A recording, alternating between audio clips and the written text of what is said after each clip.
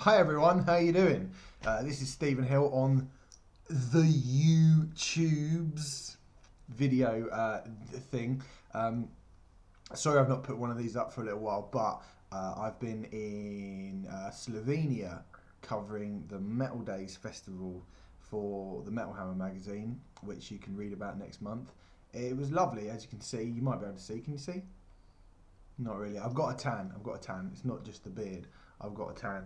And you'll also notice I'm wearing an Entombed t-shirt because today I'm going to be talking about something proper, cult, true, and brutal. And that is the new album from Cattle Decapitation. It's called hold on, I need to read this right. The Anthropocene Extinction. That word, extinction. Well, let's just get right into it. It's really very, very good indeed. Cattle Decapitation, for those of you who might not be familiar with this type of music, they're a grindcore band, essentially.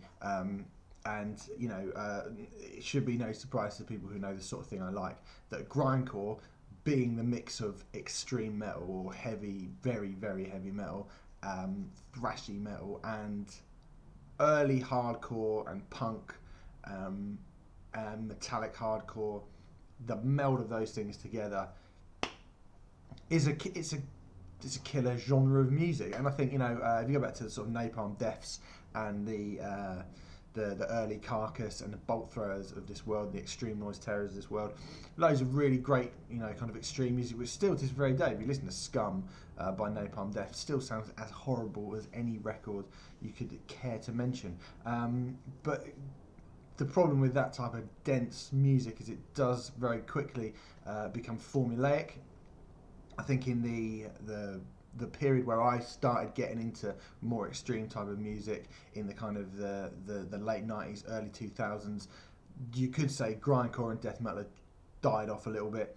And then Relapse Records, loads of great records came out of Relapse around that period of time, whether it be Dying Fetus or Nile or the Pig Destroyer, Proud in the Yard, probably one of the first grindcore albums I got. And the Nauseam Human 2.0 is the best grindcore album ever made. And I also got Honky Reduction by Agoraphobic Nosebleed, which is just funny. And then Anal Cunt and stuff like that, although they weren't on Relapse, they were on Earache Records. So there you go, a little bit of history to the genre. But as I said, that kind of blasting, fast-paced punk and thrash metal extreme meld of quite small amount it's quite a small amount of things. You would think there's not a lot of room for deviation within the sound, and that's why Cattle Decapitation are probably one of the finest exponents of the grindcore sound now in 2015. This new record it does something that is unique and different and interesting with the sound of grindcore. Now, first, if you know anything about Cattle Decapitation, you probably would know that the politics of the band. A lot of people go, "Oh, Cattle Decapitation, that's like, one of those horrible screamy bands that expect them to be like Cannibal Corpse." But actually, they're kind of vegan, straight edge, eco-friendly, lyrically concerned with the sort of the things that mankind are doing to the planet, the destruction of the planet by the human race. That's a sort of linear narrative and lyrical content of the record. And they don't really stray too far from that in this record. I mean, it's Travis, the lead singer, lyrically he goes for it's a bleak utopian future that he sees, and this is apparently set further on into the future, where humans have basically just dismantled nature to dust and rubble. So it's very bleak, which is what you'd expect, and the music contained therein is equally bleak, equally as dense, equally as extreme. But there's something about Cattle Decapitation that puts them in a notch above the sort of the also rans of this genre. There's something about, if you listen to a song, what do I just listen to? Plagueborn, track 3 on this album, which has a real kind of, not just a full-blown blastiness on it, but it's almost got that icy black metal vibe to it as well. They're a band who, I don't think, I've heard bands melding kind of death metal and punk and thrash death and technicality and all these different elements combined. But there's not really many bands that have managed to meld that kind of icy lo-fi Norwegian screeching with the sound of quite technical, fast grindcore, and that's what Cattle Decapitation have done on this record. And I think that's the thing that makes them stand out, like I say, head and shoulders above the other bands on this record. Plagueborn's a great song. That's track 3 on here.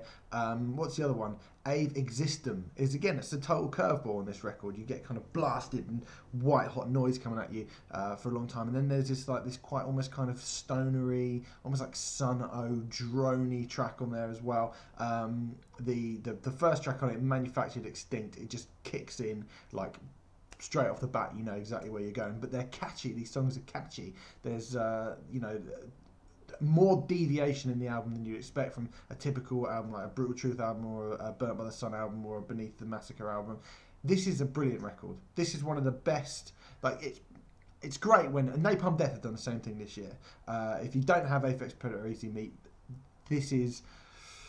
It's a bit too early for me to call which one of those two albums are the best. But at the moment, I would say Apex Predator Easy Meat by Napalm Death is my favourite kind of heavy extreme album of the year. This is coming damn close to it. And the thing about both of those bands is they don't put any of the genre's limitations on themselves. If you listen to a lot of the Napalm Death record, and particularly the previous one as well, you'll hear that there's lots of different ideas from stuff like Joy Division almost are coming in there, like avant-garde noise stuff, and Cattle Decapitation really cherry pick all the best things about extreme music and meld it together coherently in a really interesting, really unique way. So I really suggest that if you don't know anything about extreme music, if this is your first kind of venture into extreme music and you're interested in, Cattle Decapitation would be one of the bands that I would say to you are a band that you should go and check out, and you could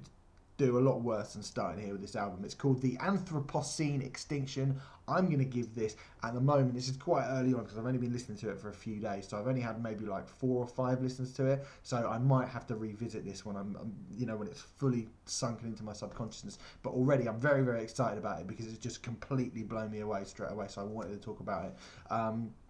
It's an easy 8 out of 10, I'm thinking at the moment. Maybe higher.